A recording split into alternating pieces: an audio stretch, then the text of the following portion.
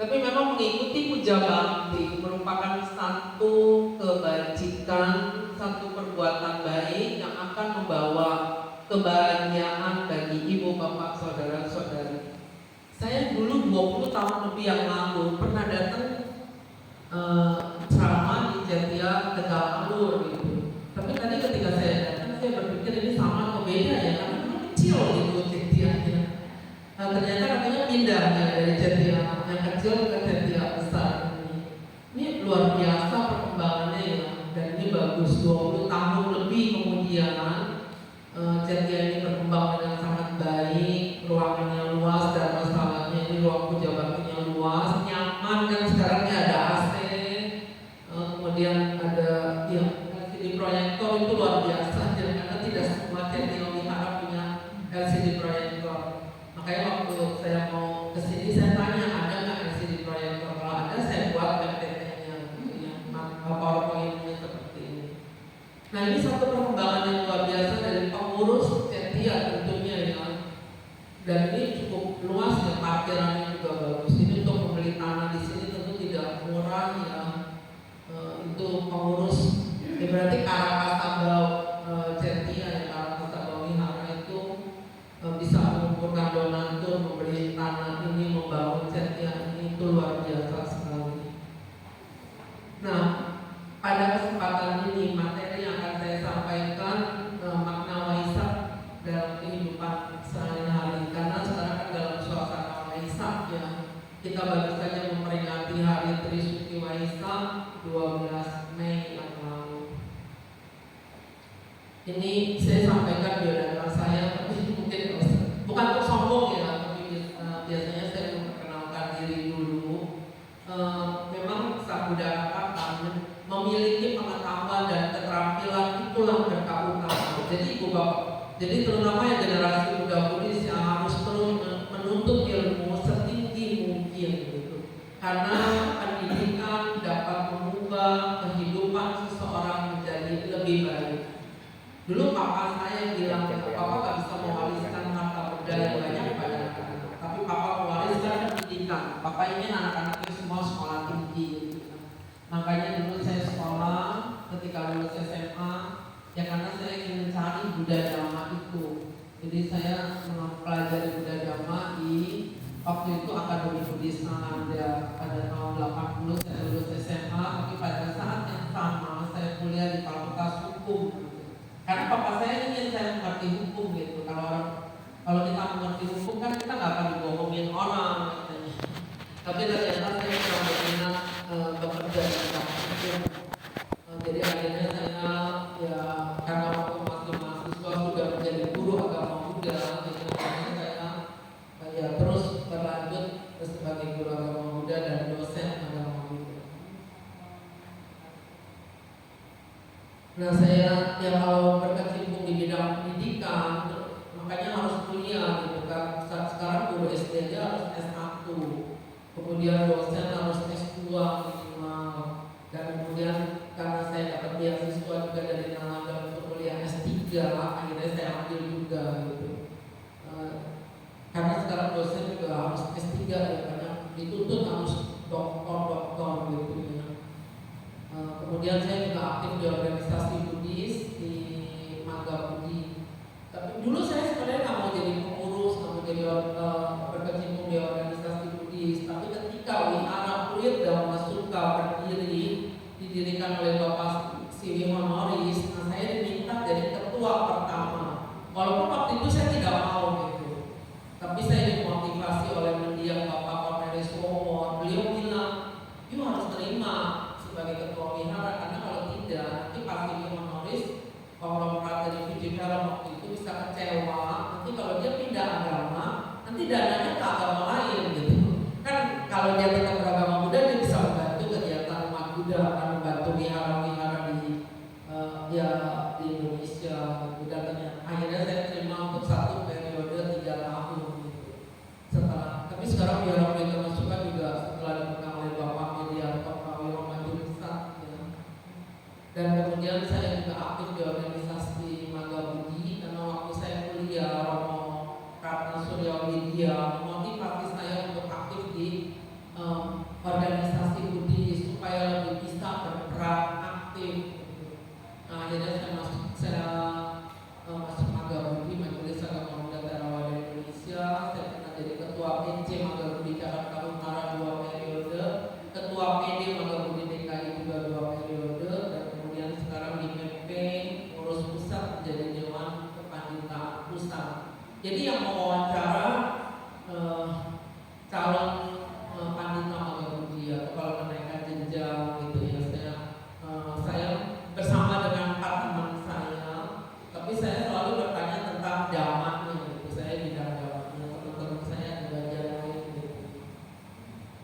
Nah, jadi pada kesempatan ini karena berkaitan dengan Hari Trisuci Waisak, jadi saya mengambil topik Waisak. Mungkin kita bosan ya, kalau anak sekolah tuh dari SD, TK, SD, SMP, SMA pasti diajarkan tentang Waisak. Waisak memperingati 3 peristiwa penting, umumnya semua orang ingat gitu. Tapi kita hendaknya tidak hanya ingat, tapi kita benar-benar bisa hayati dan mempraktekkan ajaran Buddha di dalam kehidupan kita sehari-hari. Nah, ini kita lihat 3 peristiwa penting umumnya sudah ingat ya. Hari kelahiran Pangeran Siddhartha, kemudian pertama Gautama mencapai Bodhi, lalu Sang Buddha mangkat. 3 peristiwa itu terjadi pada hari dan bulan yang sama, tetapi pada tahun yang berbeda. Nah, kita harus memperkokoh keyakinan kita terus-menerus kepada Buddha dan ajarannya. Kita bangga beragama Buddha, harusnya bangga ya. Kita bersyukur bahwa kita berkat kekuatan karma baik kita di kehidupan lalu, kita bisa lahir jadi manusia dengan anggota tubuh yang lengkap, kemudian kita bisa mengenal Buddha Dhamma. Itu juga satu karma baik yang luar biasa. Kalau kita awalnya di keluarga kita, di orang tua kita beragama Buddha, kemudian kita pindah agama, memang tidak dilarang gitu. Tapi berarti karena baik kita untuk mengenal agama Buddha sudah habis sampai di situ. Nah, sayang banget gitu kalau kita sudah beragama Buddha, kemudian meninggalkan ajaran Buddha untuk menganut ajaran lain, walaupun itu tidak dilarang. Setiap orang punya kebebasan gitu. Tapi kalau kita bisa terus beragama Buddha, berarti karena baik kita luar biasa. Nah, makanya saya salut ya dengan ibu bapak saudara-saudari yang terus beragama Buddha. Nah, kita dari tahun ke tahun memperingati Trisuci Waisak, hendaknya juga keyakinan kita kepada Buddha semakin kokoh. Nah, kita harus terus memperkokoh keyakinan kita kepada Buddha dan ajarannya. Kalau saya bertanya, apakah Sang Buddha masih bisa berbuat salah? Jawabannya apa? Tidak ya. Tapi ketika saya mewawancara calon pandita, itu ada jawab bisa, karena Sang Buddha juga manusia gitu. Saya kaget gitu ya. Kalau menjadi pandita, pengetahuan damanya masih kurang, repot, nanti dia mengajarkan dhamma yang salah. Ya kan, kalau mengajarkan dhamma yang salah itu satu karma buruk tuh. Niata mencari kama itu bisa menyebabkan kelahiran di alam neraka. Nah, jadi kita harus memiliki pengertian yang benar tentang Sang Buddha dan ajarannya. Kita harus mengerti siapa itu Sang Buddha, apa kelebihan Sang Buddha dibandingkan manusia lain. Saya waktu kecil juga memang orang tua saya Buddha tradisi.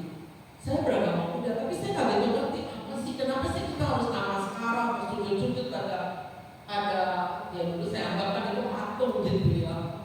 Nah, tapi saya tidak diam, saya terus mencari apa kelebihan Sang Buddha dibandingkan manusia lain. Siapa itu Sang Buddha? Nah, akhirnya timbullah keyakinan yang kokoh dalam diri saya terhadap Sang Buddha.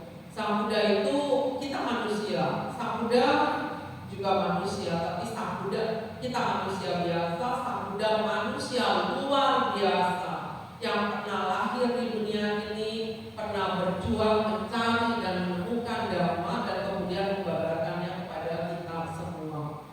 Ketika pertapa Gautama berhasil mencapai Bodhi di bawah pohon Bodhi di hutan Gaya, pada saat itu semua kilesanya lenyap, semua sifat buruk Sang Buddha lenyap, lomba, keserakahan, dosa, kebencian, moha, kebodohan Sang Buddha lenyap.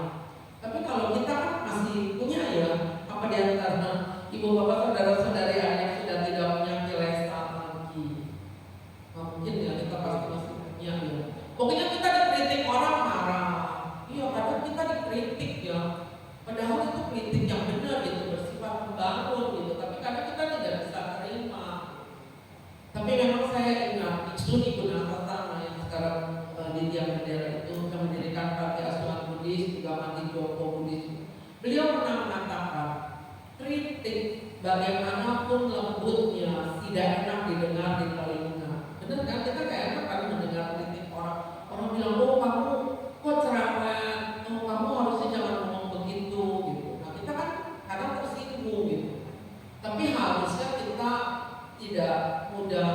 tersinggung kalau mendengar kritik yang bersifat membangun. Karena kritik yang membangun itu bisa membawa kemajuan bagi kita. Nah, Sang Buddha penuh cinta kasih. Sang Buddha tidak pernah marah, tidak pernah benci pada orang-orang yang mencoba berkali-kali mencelakakan beliau, seperti Biku Dewadatta. Sang Buddha tidak pernah marah ketika difitnah oleh Cinca Manawika yang pura-pura hamil, menurut Sang Buddha yang menghamilinya. Sang Buddha tidak pernah marah karena Sang Buddha tahu hukum karma itu pasti adil. Jadi kalau orang berbuat jahat pada Sang Buddha, nanti Kamaniama yang akan memberikan akibat buruk bagi si pelakunya. Jadi Sang Buddha nggak mau balas gitu, karena Sang Buddha sudah tidak punya kilesa lagi. Tapi kalau kita kan masih punya kilesa ya, kadang kita dikritik orang, difitnah orang, marah, terus maunya kita lupain dia biar ditabrak mobil gitu. Tapi iya, itu supaya orang nggak baik ya, karena kita supaya orang kita berbuat karma buruk. Dan kalau orang itu tidak ada karma buruknya yang berbuat, kita sumpah juga nggak akan kena gitu. Dulu saya terkesan dengan kalimat yang indah dalam karangnya Metta Sutta. Tadi ibu bapak saudara-saudara itu bacakan, jangan karena marah atau benci mengharap orang lain mendapat celaka. Benar kan? Biasanya kalau kita lagi kesel kan kita mungkin nyumpahin dia gitu. Tapi kan sebenarnya nggak boleh gitu. Nah, kita harus berusaha lebih sabar menghadapi hidup dan kehidupan ini.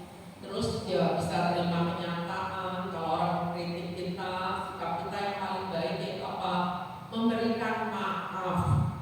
Memberikan maaf itu termasuk melakukan abaya dana. Jadi dana bukan hanya dana uang. Kalau dana uang materi itu kan bisa dana. Dana nasihat itu dana dana. Kemudian memberikan maaf juga termasuk dana itu, yaitu apa? Abaya dana. Jadi kalau orang berbuat salah pada kita ya kita berikan maaf aja. Terus dulu pernah ada satu ibu marah, enak banget kita berikan maaf, dia enak banget tuh udah bersalah gitu. Oh ibu bukan enak ya. Sekarang kita memberikan maaf, kita berbuat baik. Tapi orang yang berbuat salah pada kita, dia akan memetik buah karma buruknya. Cuma bukan kita yang balas, tapi Kamaniama nanti yang mengatur dan memberikan akibat buruk bagi si pelakunya. Hukum karma itu pasti adil. Tidak ada perbuatan baik yang sia-sia, tidak ada perbuatan jahat yang tidak memberikan akibat buruk bagi si pelakunya. Pasti semuanya hukum karma itu adil. Nah, maka jangan berpandangan, kok saya berbuat baik terus, saya suka berbuat baik, tapi kok hidup saya masih susah terus. Jangan berpikiran seperti itu. Terus kita lihat orang berbuat jahat kok enak banget ya, hidupnya masih bahagia. Hukum karma kayak gak adil gitu ya. Itu pandangan kita, tapi hukum karma tetap adil. Jadi kalau kita berbuat baik, hidupnya masih susah, berarti ada karma buruk kita yang tidak berbuat. Kemudian perbuatan baik yang kita lakukan belum berbuat, tapi pada suatu saat nanti pasti akan berbuat. Nah, jadi orang tua nggak boleh kesel gitu kalau anak-anaknya nakal, bandel, apalagi supaya anak nggak boleh ya Bapak Ibu ya. Karena anak itu kan buah hati ya. Anak kandung kita itu buah hati kita. Kita lahirkan, kita besarkan, kita rawat, kita didik. Kalau nakal bandel ya kita berikan maaf. Kita tetap mendoakan untuk kebahagiaan anak-anak kita. Yakinlah suatu saat anak kita akan sadar dan bisa ya menghargai kita. Tapi memang kita sebagai orang tua yang tidak patut menuntut anak-anak berbakti pada kita yang harus didik kita. Tapi kalau kita sebagai anak, kita harus tahu berterima kasih kepada orang tua kita, berkatanya kata wedi. Karena tanpa orang tua kita tidak mungkin bisa hidup. Kita bayangkan ketika masih bayi ya, memegang botol susu untuk minum susu saja tidak sanggup, apalagi untuk bertahan hidup. Jadi karena cinta kasih, pengorbanan, didikan, bimbingan yang baik dari mama dan papa, maka kita tumbuh jadi manusia dewasa yang baik seperti sekarang. Makanya berbahagialah Anda jika Anda masih mempunyai orang tua, karena orang tua merupakan ladang yang subur bagi anak-anak untuk menanam kebajikan. Bahagiakanlah orang tua kita, senangkanlah hati orang tua kita. Itu yang paling baik ya. Tapi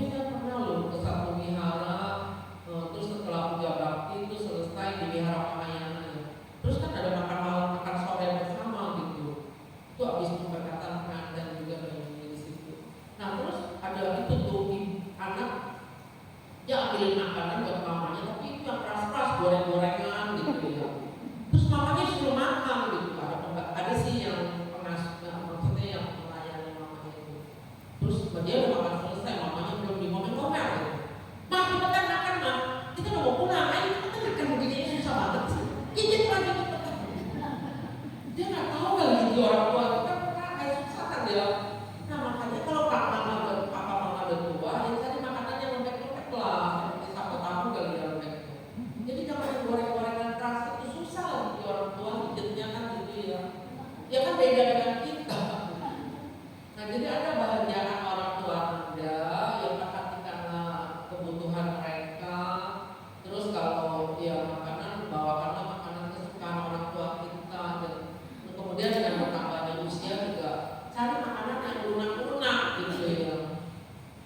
Itu anak harus tahu loh makanan kesukaan orang tua. Kan pernah ada kisah ya tentang apa tuh ikan ya. Jadi dulu ada seorang ibu, ketika anak-anaknya masih kecil, keadaan ekonomi kan sulit ya. Jadi ibu itu beli satu ekor ikan, dia masak, dia potong-potong dagingnya, dia kasih anak-anak, mamanya makan kepala ikan gitu ya. Seminggu sekali lah mereka makan ikan gitu. Kalau biasa makan sayur-sayuran, nah seminggu sekali mamanya beli ikan, satu ekor ikan, dia potong-potong dagingnya, dia kasih anak, mamanya makan kepala ikan.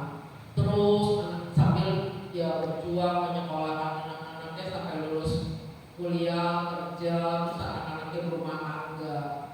Nah terus suatu ketika mamanya ke rumah anak-anaknya tuh, mamanya kan ingin ya lihat anak-anaknya gitu ya, datang ke rumah anaknya, anak pertamanya. Terus anaknya gembira banget, ayo ma kita makan gitu. Terus anaknya semua makannya enak, mamanya dikasih kepala ikan gitu. Terus mamanya kaget, nah ini makanan buat mama ya nak? Iya, kan itu makanan kesukaan mama. Waktu kecil saya lihat mama suka makan kepala ikan. Terus akhirnya mamanya bilang, aduh nah, maaf ya nah, mama bukan suka kepala ikan, tapi mama terpaksa makan kepala ikan. Karena pada saat itu keadaan ekonomi kita sulit, mama hanya bisa beli satu ekor ikan, dagingnya mama kasih pada kalian, semua mama makan kepala ikan. Itu bukan mama suka, tapi mama terpaksa makan kepala ikan. Ya nanti kaget udah kira mamanya suka kepala ikan. Oh iya mak kalau gitu ganti lo ganti. Nah itu kadang anak salah lihat ya. Dia lihat dia salah mencerah gitu. Dia kira mamanya suka kepala ikan padahal bukan. Nah makanya anak-anak harus ngerti gitu makanan kesukaan papa mamanya apa gitu. Oke, nah itu dengan memperingati hari Trisuci Waisak, maka kita hendaknya kembali merenungkan sifat-sifat baku dari sang Tuhan. Dan kemudian kita berusaha memperkokoh keyakinan kita kepada Buddha dan ajarannya, berusaha mempraktekkan Dhamma secara lebih serius lagi di dalam kehidupan kita sehari-hari. Memang Dhamma ada 3 bagian, pariyati Dhamma, belajar teori Dhamma, nah, seperti ibu bapak saudara-saudari datang ke wihara mendengarkan ceramah, nah itu kan berarti belajar teori Dhamma. Tapi apa yang sudah kita pelajari jangan hanya masuk pikirin keluar kanan ya, tapi kita harus hayati dan praktekkan Dhamma itu di dalam kehidupan kita sehari-hari supaya kita bisa bahagia. Oke? Nah kita tahu hari ini Suci Waisak. Hari Suci Waisak ini dirayakan oleh umat Buddha dengan berbagai cara. Katanya di sini minggu depan ya.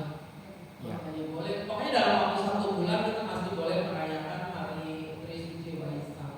Jadi tapi pada saat detik Waisak kemarin ada babnya kan? Itu terlalu malam sih ya tahun ini ya. Biasanya nggak malam banget. Itu jadwalnya jam 23:59. Nah itu kan udah 1 menit lagi udah besoknya ya. Iya itu kali ini terlalu malam gitu. Memang nggak semua Setia Wihara mengadakan. Tapi kalau ada yang mengadakan, mereka ada tuh seperti Wihara Theravada Buddha Sasana yang di Kelapa Gading. Tapi ketua yayasannya Bapak Wiryawan bilang sama saya, Bu, kita yang prosesinya pakai ibu-ibu. Karena kalau anak-anak pasti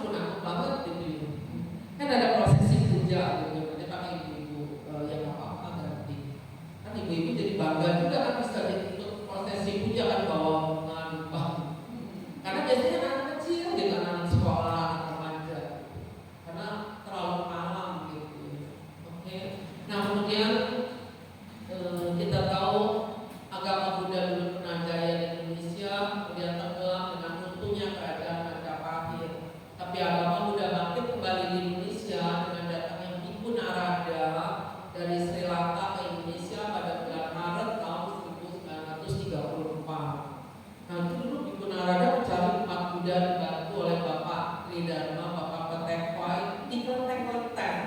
Jadi umat muda yang datang ke kelenteng pagi-pagi itu dipanggil, dipukulin di satu ruangan, terus Bapak Narada mengajarkan dhamma, Bapak Petekwai menerjemahkan dari bahasa Inggris ke bahasa Mandarin.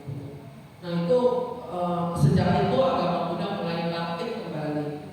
Jadi pada bulan Maret 1934, kemudian ya mulai ada perayaan Waisak di Candi Borobudur pada saat itu ya, di Candi Borobudur. Dan Candi Borobudur merupakan salah satu candi agama Buddha yang terbesar dan merupakan salah satu keajaiban dunia, dan itu sudah ditetapkan oleh UNESCO Badan PBB sebagai warisan dunia, salah satu warisan dunia. Nah, Candi Borobudur terletak di Pulau Jawa di Indonesia. Kita bangga ya sebagai bangsa Indonesia memiliki satu keajaiban dunia juga ya.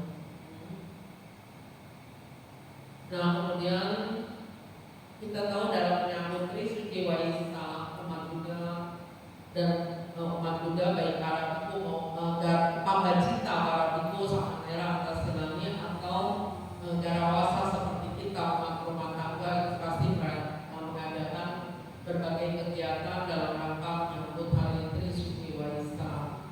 Seperti ya di STI Sangga Theravada Indonesia memang beberapa tahun yang lalu, mungkin 12 tahun itu disepakati itu ada SPD sebulan pendalaman dhamma. Jadi 1 bulan menjelang Waisak, Waisak kan 12 Mei, berarti dari 13 April itu udah mulai ada tiap malam ada puja bakti, ada pendalaman dhamma. Nah itu namanya SPD. Itu selama sebulan pendalaman dhamma. Kalau wihara-wihara besar memang bisa tiap malam gitu. Tapi kalau wihara kecil ya paling seminggu sekali atau seminggu 2 kali gitu ya. Nah itu ada di sini ada waktu itu. Tapi mungkin di sini jangan jauh-jauh ya. Jadi ya nggak apa-apa. Yang penting tiap minggu ada puja bakti itu udah bagus ya. Nah kemudian juga ada pelatihan meditasi, kemudian ada menjalankan atas sila ya kalau bagi umat rumah tangga. Nah saya sejak ada SPD saya mengajar di Nalanda. Saya selalu menugaskan mahasiswa saya minimal menjalankan atas sila 3 hari gitu. Nah ini saya bilang gini, kalau umat Islam sebulan menjelang Idul Fitri mereka kan puasa ya di bulan Ramadan gitu. Nah kita umat Buddha juga gitu, sebulan menjelang Waisak sebaiknya kita berpuasa. Kalau puasanya Theravada kan menjalankan atas sila. Kalau mau vegetarian seperti di Mahayana juga boleh 1 bulan jaka itu vegetarian, berkata makan daging, itu bagus banget gitu. Kalau bisa 1 bulan, kalau tidak bisa 3 minggu, nggak bisa 3 minggu 2 minggu, nggak bisa 2 minggu seminggu, nggak bisa seminggu minimal 3 hari. Kalau nggak bisa 3 hari atas sila itu kebangetan gitu. Ya kita biasakan lah menjelang Waisak atas sila. Itu atas sila bagus banget tuh, itu ajaran dari Sang Buddha. Dan tidak pernah ada orang yang meninggal karena menjalankan atas sila. Jadi kita nggak usah takut atas sila. Bu, kalau saya sakit mah gimana? Justru dengan dengan atas sila sakit mah kadang bisa sembuh. Karena gini, kita biasa kerjakan akan tidak teratur ya, kadang lewat gitu karena tugas ini gitu ya. Tapi pada saat kita atas sila kita makannya teratur. Jam 7 pagi udah makan, jam 11 siang udah makan. Nah itu tidak makan lagi sampai besok pagi, tapi kan sore boleh minum kalau lapar gitu ya. Kita minum yang manis-manis seperti minum madu, sirup, wedang jahe atau itu bisa. Minum yang manis-manis itu bisa menetralisir lambung kita sehingga tidak asam. Nah itu bagus ya. Dan di STI memang biku-biku kan Wikala Bojana Weramani bermantap makan setelah pukul 12 ya, setelah tengah hari. Jadi kan boleh 2 kali kan, tapi ada biku STI yang cuma makan sehari sekali. Itu Bante Dhamma Subbo ya, yang pernah jadi ketua Sangga Theravada Indonesia dulu sesudah Bante Jogi sebelum Bante Subakani. Nah beliau makan sehari ada sekali.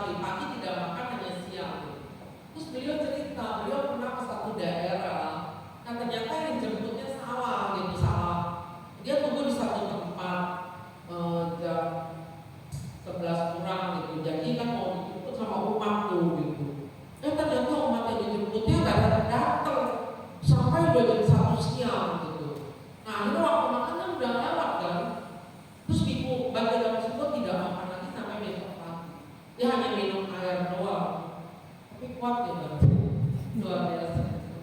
Nah jadi kita ini semuanya udah pernah tersilat ya atau vegetarian.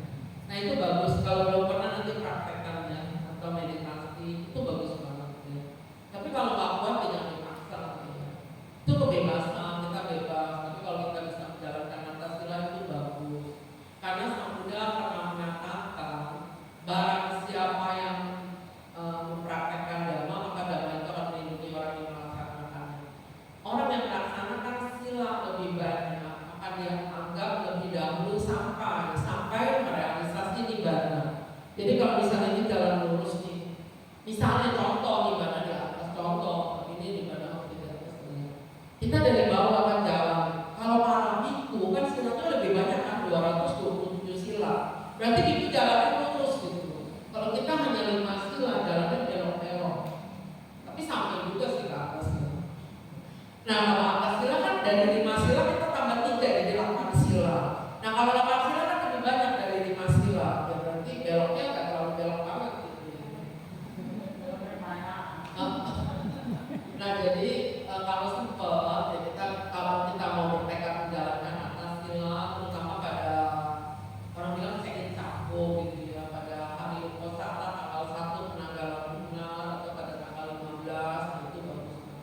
Nah jadi kita pagi-pagi kalau di Mandari itu ada tuh pagi-pagi ambil sila, jum tuh pakai jum gitu ya. Jalan sila satu hari full, nah sampai besok paginya lagi. Tapi kalau nggak kuat ya nggak apa-apa ya. Yang penting Anda Pancasila Buddhis sudah bisa taati dengan baik, jalan dengan baik itu sudah bagus ya. Oke. Nah kemudian kita tahu ya para itu para cinta yang mereka meninggalkan kehidupan rumah tangga untuk menjalani kehidupan suci. Nah mereka hidupnya ditunjang oleh umat.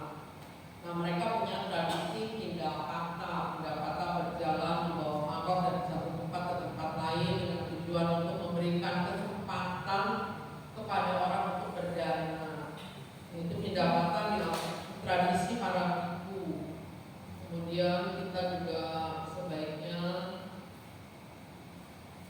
ini berjalan kaki berjarak ke tempat-tempat suci di India. Maksudnya kalau kita ke India kan nanti mau masuk ke buat gaya, itu memang jalan kaki gitu. Nah itu kalau kita bisa ikut Dharma Yatra ke India ke tempat-tempat suci ya. Kemudian melaksanakan sama jiwita, hidup dalam batas-batas kemampuan.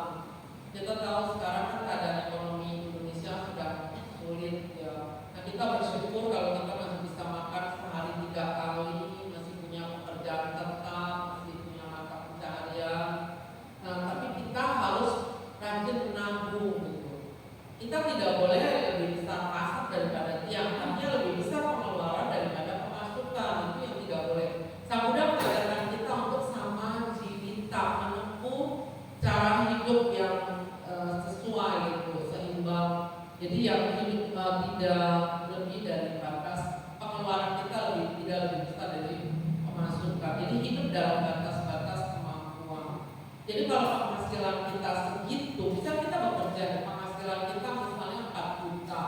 Nah Sang Buddha malah memberi petunjuk untuk mengatur ekonomi keluarga bisa minimal 1/4 itu ditabung. Jadi kalau penghasilan kita 4 juta, minimal 1 juta bisa ditabung. Lumayan kalau 1 juta setahun 12 juta gitu. Nah kalau kita bisa nabung itu bagus. Jadi kita keluarkan biaya hidup itu 3/4 aja gitu. Nah itu yang paling baik. Nah jadi kita sekarang juga membeli hanya yang dibutuhkan, bukan yang diinginkan.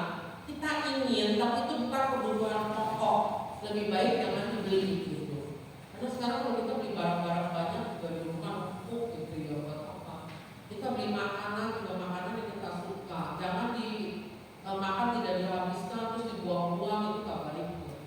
Kemarin ada bahasa 3 hari ya di sekolah Dharma Suci di Prima.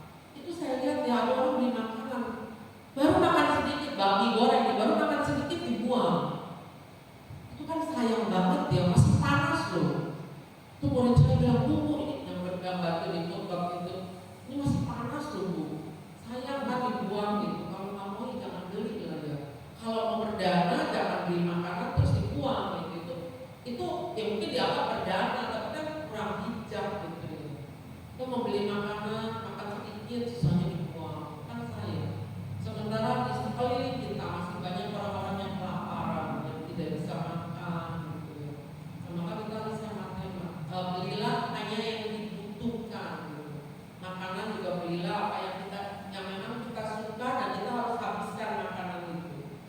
tidak boleh dibuang-buang, sayang gitu, karena masih banyak orang yang hidupnya susah.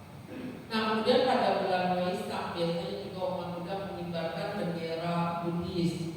Kita tahu bendera Buddhis terdiri dari 6 warna, ya.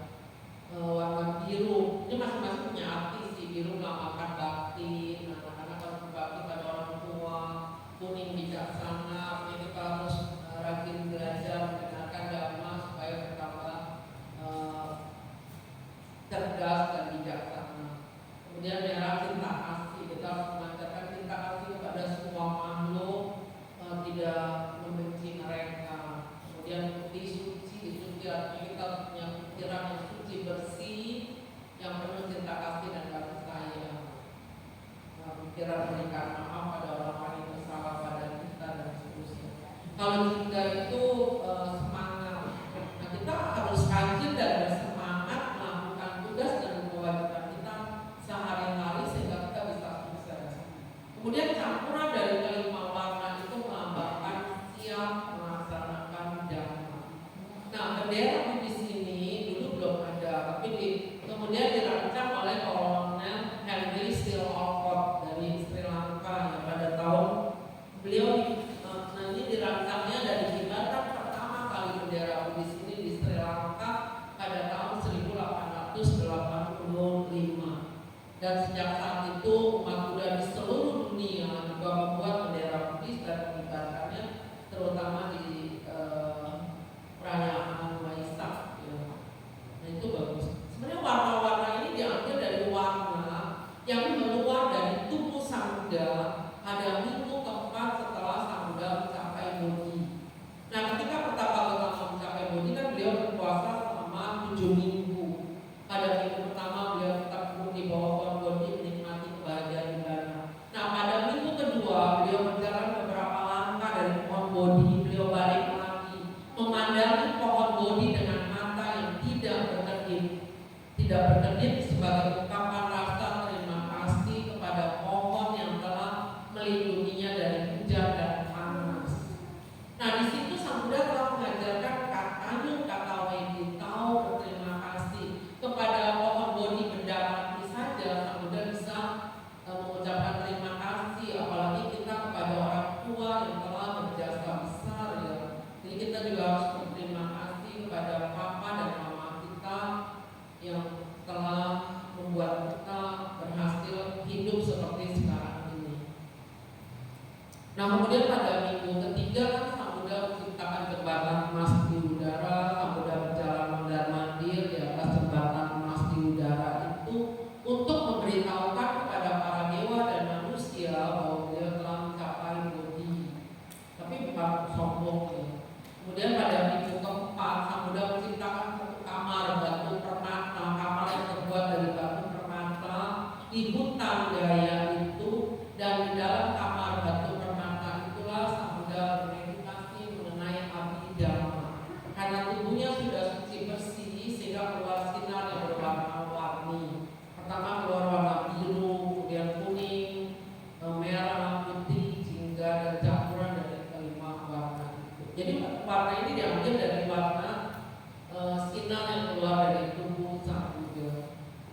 Oke, nah ini tadi Waisak tahun ini jatuh pada tanggal 12 Mei, detik Waisaknya jam 23:59.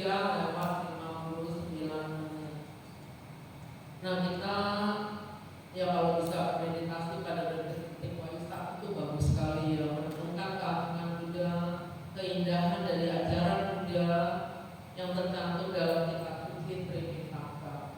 Nah, jadi agama Buddha, ajaran Buddha dipelajari untuk dihayati dan dipraktekkan, bukan untuk berdebat, bukan untuk memunculkan ego. Nah ini seorang biksu ya, biksu aliran Tantra, Dalai Lama. Dalai Lama itu biku dari di aliran Tantra namanya Dalai, pemimpin umat Buddha Tantrayana itu namanya Dalai Lama. Nah, ini Dalai Lama 14. Beliau pernah mengatakan agama bukan alat untuk menyerang orang. Kan ada orang tuh dia menganggap dirinya religius gitu ya, lalu itu dulu ya mengkafirkan saudaranya yang tidak seagama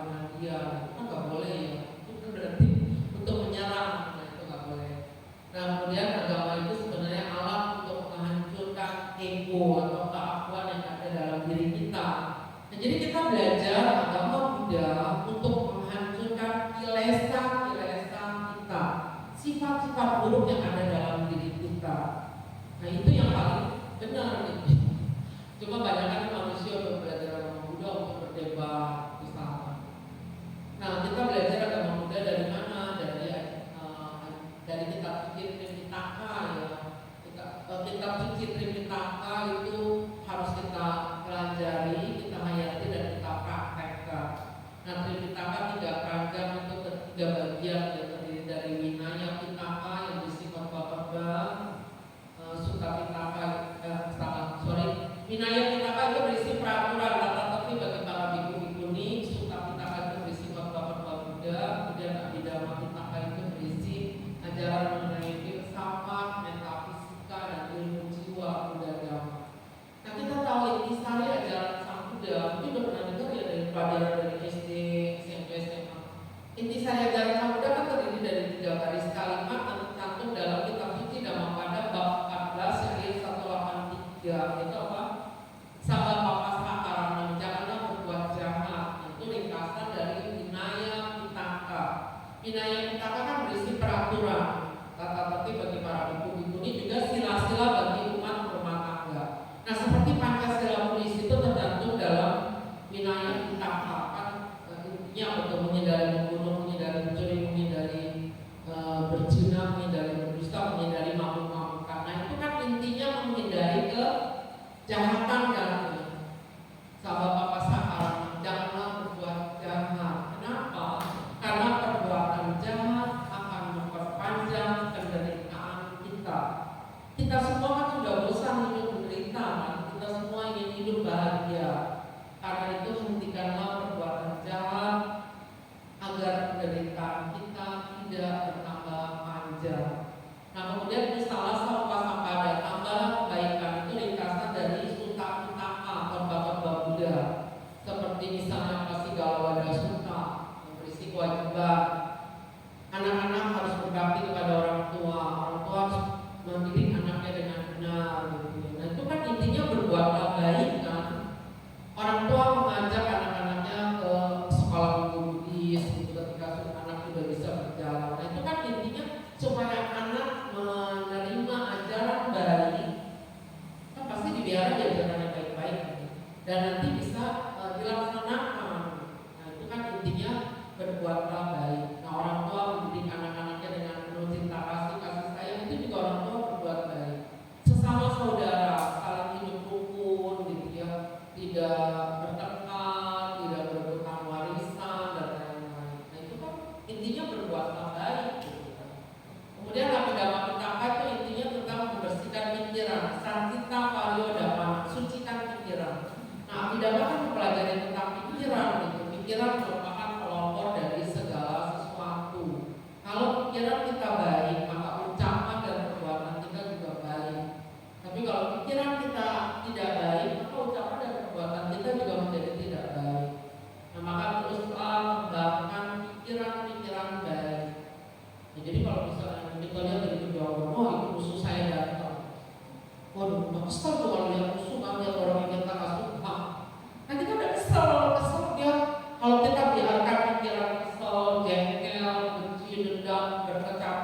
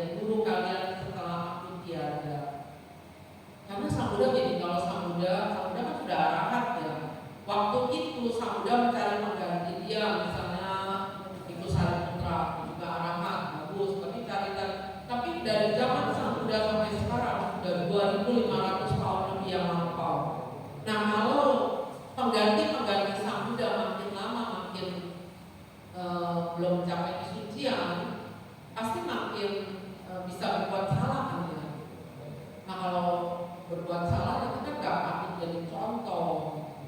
Nah makanya Sang Buddha katakan pelajarilah dhamma, hayati dan praktekkan, itulah yang akan menjadi guru kita setelah Sang Buddha tiada. Nah jadi ibu bapak saudara-saudara harus terus mengikuti Buddha Bakti. Apalagi kalau di Ketia ini ada penceramah terus kan bagus ya, dengarkan dhamma, hayati dan praktekkan. Nah jalan untuk melenyapkan duka yaitu Arya Samhita Magga. Jalan beliau berunsur 8, yang jalannya unsurnya ada 8, jalannya hanya 1, tapi mempunyai 8 unsur dan bisa diringkas menjadi 3, yaitu apa? Sila, samadhi dan panya. Nah ini yang pertama kan jalan beliau berunsur 8, tapi ibu bapak gak usah pusing dengan istilah ini. Kalau kuliah memang harus hafalin gitu, tapi yang penting kita praktekkan.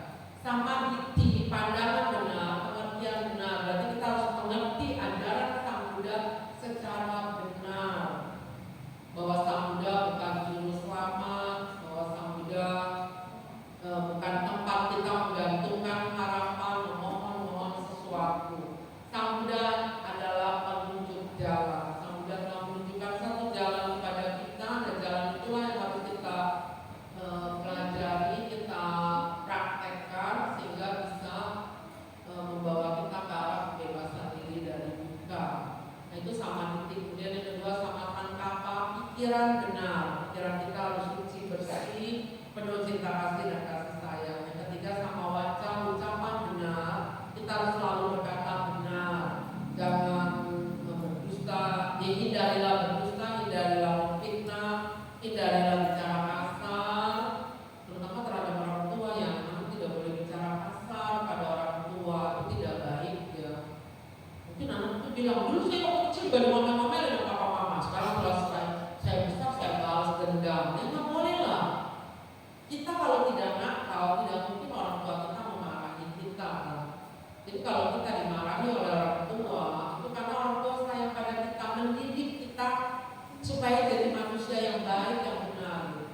Nah jadi setelah papa mama kita menjelang tua, setelah kita dewasa, remaja, dewasa, yang hormatilah orang tua kita, berkatalah lembut, jangan ngomel-ngomel, jangan membentak orang tua. Tapi saya kadang lihat ada orang tua, dia bilang, cerita sama saya, wah anaknya begini-begini, terus dia bilang, jangan ngomong sama anak saya kan, anak saya malah kata saya ngomelin lagi orang. Terus saya kaget, berarti anak-anak bisa ngomelin orang tua ya? Itu nggak boleh kan ya? Nggak boleh lah orang tua mau ngomelin sama anak-anak. Orang tua akan sakit hati loh, sedih gitu ya. Dulu anak ini saya besarkan, ada orang tua bilang kalau tahu anaknya bandel nakal, dulu saya masukin ke mulut saya lagi aja yang bisa dilahirin. Tapi kan nggak mungkin ya ibu bapak saudara-saudara ini. Nah, makanya jadilah anak-anak yang berbakti kepada orang tua, bicara melalui kepada orang tua. Kemudian sama amanta, perbuatan benar. Jadi kita harus menghindari menganiaya dan membunuh makhluk hidup, menghindari mencuri, menghindari berzina. Kemudian sama jiwa, kehidupan benar, mata pencaharian. Kalau bagi makhluk bekerjalah dengan jujur, carilah uang dengan cara yang benar dan seterusnya. Jangan menipu, jangan memeras. Kemudian dari upaya benar, perhatian benar, konsentrasi benar untuk kelompok samadhi. Jadi kita harus suka bermeditasi, ya umat juga harus suka bermeditasi. Sekarang umat-umat yang non-Buddhis pun sudah banyak yang bermeditasi gitu ya, mempraktekkan ajaran Buddha. Kalau kita sendiri yang beragama Buddha tidak suka bermeditasi, ya sayang banget gitu ya. Oke, nah kita sebagai umat Buddha, ya tadi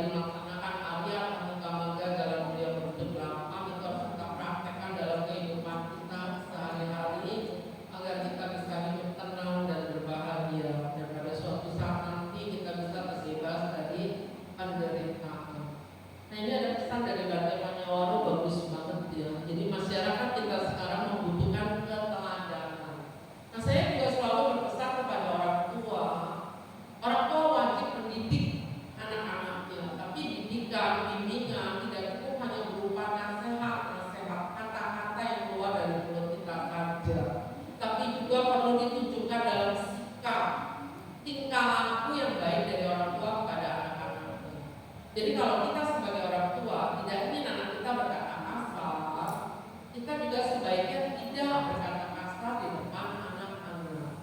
Kita biasanya berkata kasar kalau sudah marah ya. Kalau sudah marah tuh kadang-kadang nama-nama hewan atau binatang kita sebut-sebut gitu ya. Cuma kalau kita marah di depan anak-anak kita akan mendengar kata-kata kasar yang kita ucapkan, dan dia akan menyimpan dalam memorinya, ingatannya.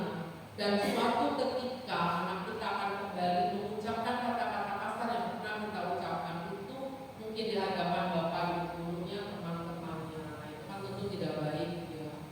Jadi kalau kita mau marah jangan di depan anak-anak, tapi kalau bisa suami istri untuk aja jangan marah gitu ya. Kalau ada cinta kasih sayang, kita tidak akan ada kemarahan ya, karena antara suami istri harus suka saling memaafkan gitu ya. Jadi keteladanan patut ini berikan, yaitu gak hanya orang tua kepada anak-anak, tapi misalnya pengurus wihara pada umatnya juga bisa ya. Kan kadang ada tuh umat begitu jawaban, pengurusnya di belakang ngobrol gitu. Tapi di sini saya lihat juga ya pengurus mendengar ngobrol bagus ya. Jadi itu memberi contoh keteladanan. Oke, nah kemudian kita lihat kalau hari libur anak-anak kecil disuruh ikut jadi apa tuh? Latihan ikut Pak Baja sama Nera itu bagus ya. Kecil-kecil udah ikut Pak Baja sama Nera ya. Karena sama Nera pertama kan Rahula itu umur 7 tahun. Jadi umur 7 tahun udah bisa jadi sama Nera. Nah jadi kalau liburan sekolah gitu kita bisa ajak anak-anak kita untuk ikut Pak Baja sama Nera. Atau kalau yang perempuan sekarang jadi atas lagi juga bisa gitu. Nah bagus kan yang pakai jubah ya kadang ngantuk tidur, tapi tidurnya ini aku tersenyum ya kita lihat. Itu kan bagus ya. Ini ya Anaknya sih ketika ada. Nah ini kita lihat, jadi kita harus hiduplah bukan hidup tidaklah mungkin sempurna. Seperti kita wajibkan anak-anak kita ikut Pak Baja sama Nera, lalu benar-benar jadi sama Nera yang baik gitu ya. Mungkin juga kalau anak itu lagi capek mau tidur ya udah biarin aja, kasih kesempatan tidur dulu deh. Setelah tidur bangun kan segar gitu.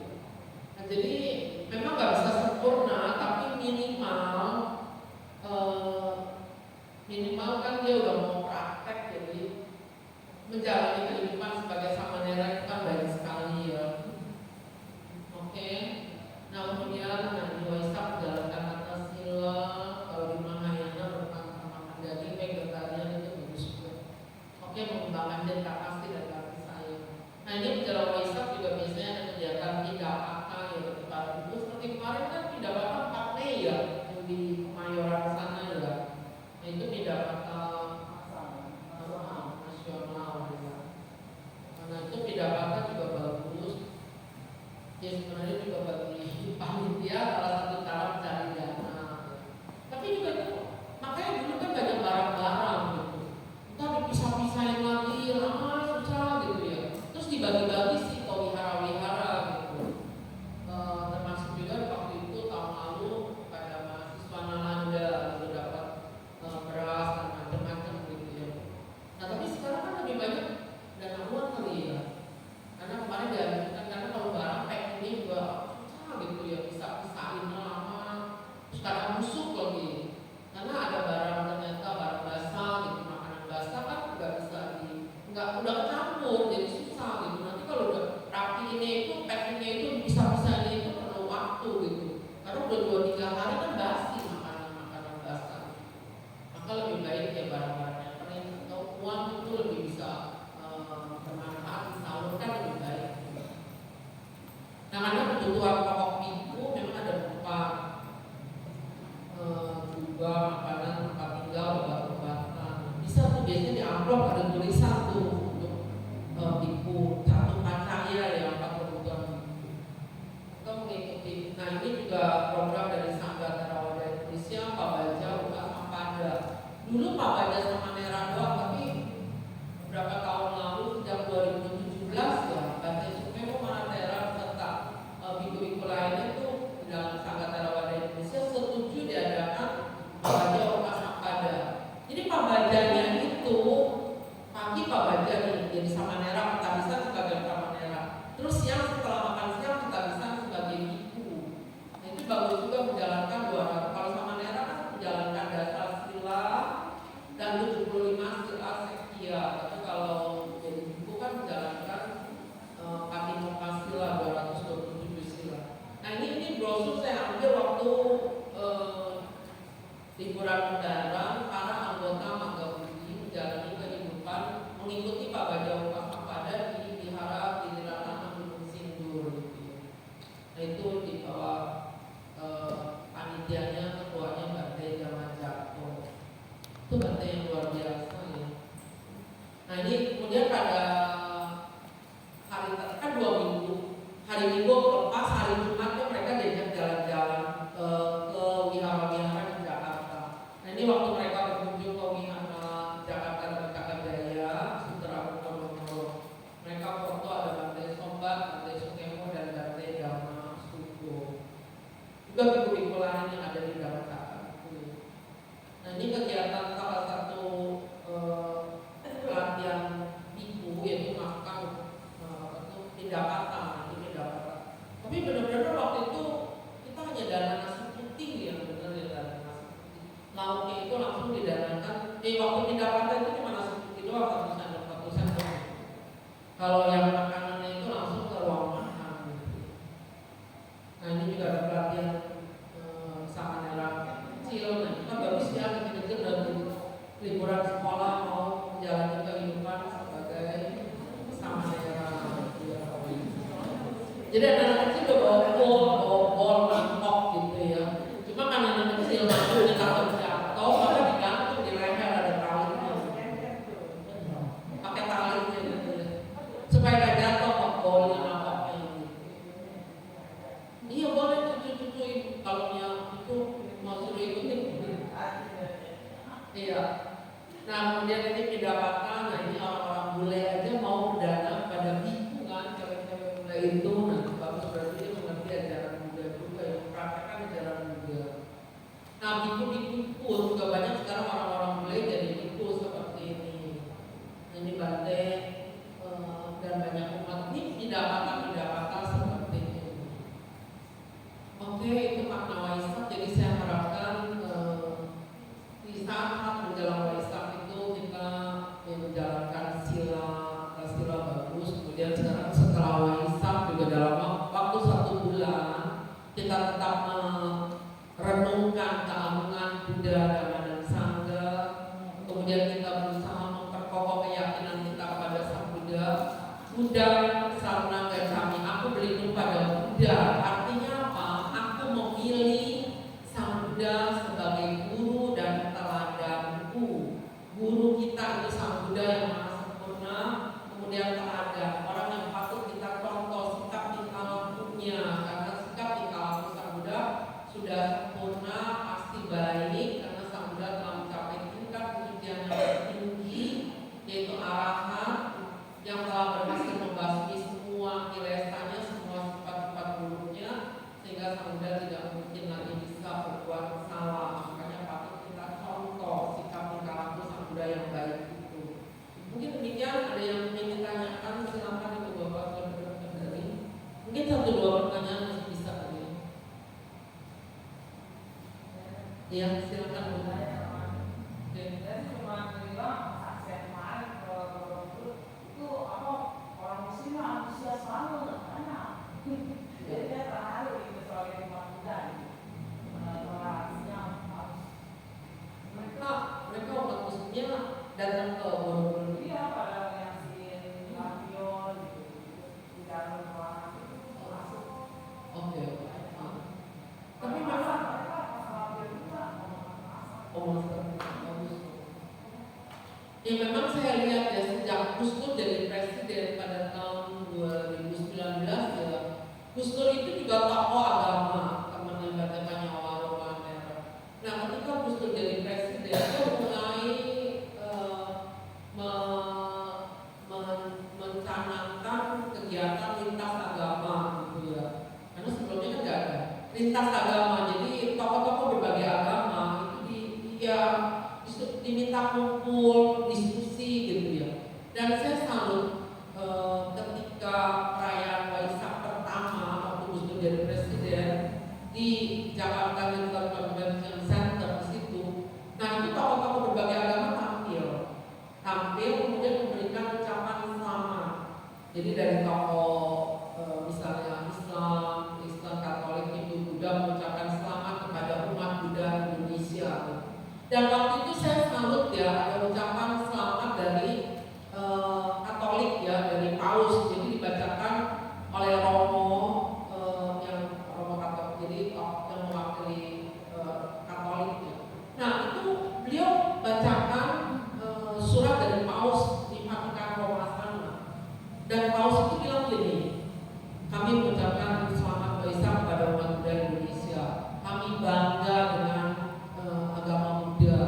Karena apa? Karena di dalam agama Buddha diajarkan bagaimana cara menghargai kehidupan setiap makhluk bagaimanapun kecilnya. Nah itu yang dipuji oleh Paus waktu itu. Sekarang ini, karena kata Weramani menghindari membunuh. Semua agama pasti mengajarkan untuk menghindari membunuh kan ya. Tapi di agama-agama lain diajarkan untuk menghindari membunuh terhadap manusia saja. Tapi kalau di agama Buddha diajarkan bagaimana cara menghindari membunuh terhadap semua makhluk. Nah itu Paus pujikan bagaimanapun kecilnya, termasuk yang kecil-kecil itu makhluk binatang yang kecil-kecil seperti nyamuk, semut. Nah itu juga harus dihargai kehidupannya. Karena milik makhluk yang paling berharga adalah hidup itu sendiri. Kita bisa lihat di pasar ya, ayam yang sudah dipotong aja masih bisa jalan. Dulu waktu saya kecil, saya suka ikut mama saya ke pasar tuh. Saya pernah lihat tuh ayam dipotong gitu, udah darah-darah masih bisa jalan. Mungkin ada satu yang belum dipotong kali gitu. Terus ikan yang sudah ditangkap masih menggelepar-gelepar berusaha untuk hidup gitu. Lepas lagi ke air, dia berusaha untuk lagi ke air untuk hidup. Nah berarti setiap makhluk mencintai kehidupan. Maka kita harus menghargai kehidupan setiap makhluk bagaimanapun kecilnya. Tapi memang perlu bijaksana ya ibu bapak saudara. Saya tidak bilang, Sabda tidak pernah melarang untuk kita tidak membunuh. Pancasila Buddhis itu kan bukan tidak boleh ya. Karena kita tahu Weramani artinya menghindari. Bukan tidak boleh, bukan jangan. Kalau di agama Kristen kan ada 10 perintah Allah, kan 10 perintah Allah, jangan membunuh, jangan mencuri gitu. Nah kalau kita bukan jangan membunuh, tapi menghindari membunuh. Kita berusaha menyayangi semua makhluk, mencintai semua makhluk, jadi berusaha menghindari membunuh. Karena apa? Karena bisa saja makhluk yang kita bunuh itu adalah orang-orang yang mempunyai hubungan dekat dengan kita pada kehidupan yang lampau. Mungkin nggak? Mungkin. Misalnya nyamuknya kita keplok, syukur mati loh. Katanya itu dulu mama kita di kehidupan lampau. Bisa nggak? Bisa. Karena pernah ada satu kejadian nyata di zaman Sang Buddha dulu. Jadi dulu ada seorang ibu yang sedang hamil. Nah ketika dia hamil, dia memelihara seekor ayam dan seekor anjing di rumahnya.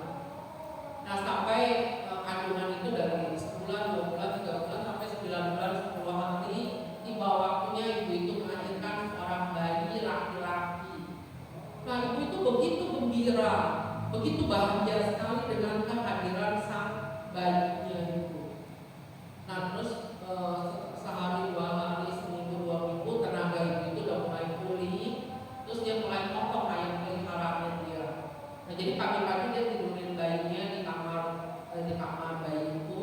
Kemudian dia ambil ayam peliharaannya, dia potong. Terus dia masak dengan jahe, arab dan lain-lain. Dia masak ayam arab gitu ya.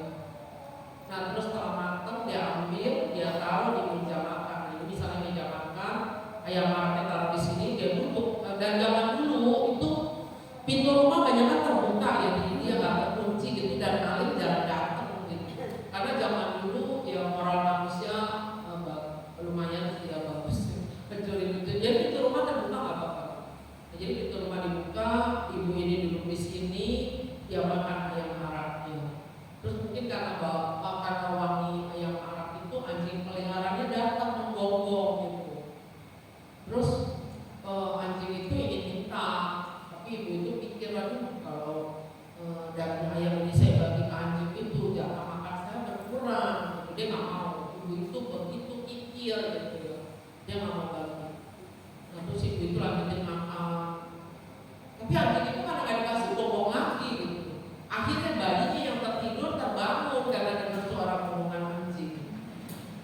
akhirnya ibu itu pergi ke kamar bayinya, diambil bayinya, dia gendong lagi sambil lanjutin makan. Terus dia lihat di depan rumah tiba-tiba lewat seorang ibu yang sedang pindah kata. Ibu itu lihat, ibu ini minta-minta nanti. Kalau saya bagi jatah makan saya berkurang, kan nggak mau. Dia pura-pura aja kali ya, lanjutin makan. Anjingnya bongkok lagi kali-kali makan. Akhirnya ibu itu kesal, dia bangun, dia tendang anjing itu. Dilihat oleh ibu itu. Terus dia duduk lagi lanjutin makan. Terus dia lihat, ibunya tuh gak jalan-jalan gitu. Akhirnya ibu itu kesel. Dia sambil dia bayinya, dia bangun, dia mendekati pintu itu, menemui ibu, terus dia berkata kasar sama ibu. Sebenarnya gak boleh ya, ini kita gak boleh tiru. Tapi ibu itu bilang, Bante, hari ini tidak ada makanan yang saya bisa danakan untuk Bante. Bante pergi aja cari makan tempat lain gitu. Nah ibu itu sebenarnya gak boleh ngomong, dia punya kemampuan batin bisa melihat hubungan yang lalu antara ibu dengan bayi, dengan ayam, dengan anjing yang ada di rumah itu. Nah akhirnya ibu itu bilang, Bu, kalau memang tidak ada makanan yang bisa ibu danakan untuk saya hari ini tidak apa-apa. Tapi ada satu pesan penting yang perlu saya sampaikan kepada ibu, karena saya melihat hubungan yang begitu dekat antara ibu dengan bayi yang sedang ibu gendong, dengan ayam yang ibu potong, dengan anjing yang ibu tendang tadi. Terus hubungan kehidupan lalu, kata ibu itu, wah saya pernah tahu nih apa ya hubungan. Terus dia bilang, Bante, kamu hubungan kami apa? Ayo cepat katakan. Terus ibu itu bilang, Bu, sebaiknya ibu menyayangi anjing peliharaan ibu, jangan ibu tendang seperti tadi. Ibu panas kesel. Aduh Bante, anjing itu kan anjing saya mau apain terserah saya lah Bante. Bante gak usah urusin lah. Iya Bu, memang anjing itu anjing peliharaan ibu, tapi alangkah baiknya kalau ibu menyayangi anjing peliharaan ibu itu, karena saya melihat bahwa anjing peliharaan ibu itu pada kehidupan yang lalu adalah papa ibu. Dia kaget, papanya lahir jadi anjing, dia tendang-tendang.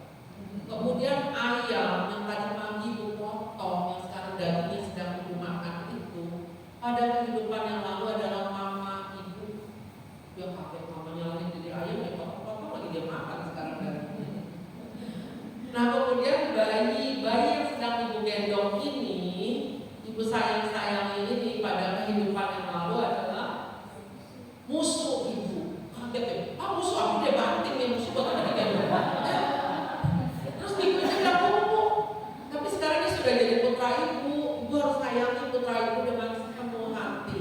Sayangi putra ibu, pancarkan cinta kasih terus menerus kepada putra ibu ini, agar kebencian yang pernah muncul di kehidupan lampau bisa, agar kebencian yang pernah muncul di antara ibu dan putra ibu pada kehidupan lampau itu bisa segera berakhir. Nah jadi dari kisah ini kita bisa melihat, kita bisa berkumpul itu bukan sesuatu yang kebetulan, pasti itu adalah akibat karma yang lampau. Jadi kalau ibu bapak saudara-saudara bisa berkumpul di Cetia ini, itu satu karma, pasti ada hubungan karma di kehidupan lampau. Dan kalau kita melihat seseorang, misalnya orang itu kita baru pertama kali ketemu gitu ya, orang itu tidak berbuat salah pada kita sebel banget pada orang itu. Nah itu tandanya kehidupan lalu mungkin dia musuh kita gitu ya. Pasti ada hubungan yang kurang baik gitu di antara orang ibu dan anak. Tapi kalau kita baru bertemu dengan seseorang, kayaknya akrab banget gitu ya, kita suka banget. Nah itu berarti kehidupan lalunya mungkin dia saudara, orang-orang dekat dengan kita, mungkin dia ayah kita, ibu kita, atau saudara kita, atau anak kita, atau ya orang-orang baik yang berhubungan baik dengan kita di kehidupan lampau. Nah jadi dari hal ini, kalau ibu bapak saudara-saudari bertemu dengan seseorang yang menyebalkan, ya kita sadari aja mungkin hubungan di kehidupan lampaunya tidak baik, tapi tetaplah jalin hubungan yang baik. Kikis perlahan-lahan rasa tidak suka, kesel, jengkel yang ada dalam diri kita, ubah jadi